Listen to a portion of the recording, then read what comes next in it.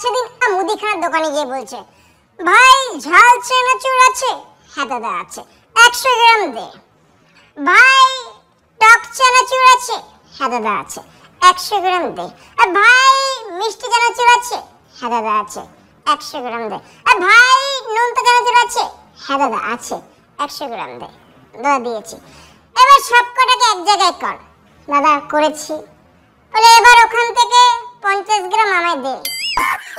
ঝন্টুদা train চালানোর চাকরি পেয়েছে হাওড়া থেকে দিল্লি।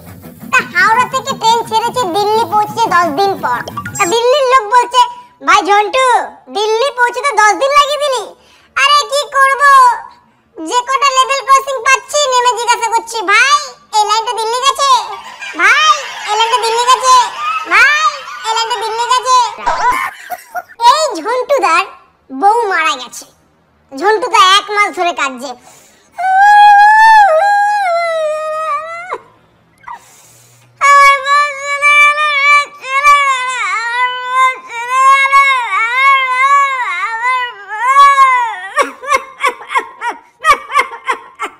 পাড়ার একজন লোক এসে বলছে, ভাই জন্টু বউকে এত ভালোবাসতি যে মরে যাওয়ার 1 মাস পরেও কাঁদছিস?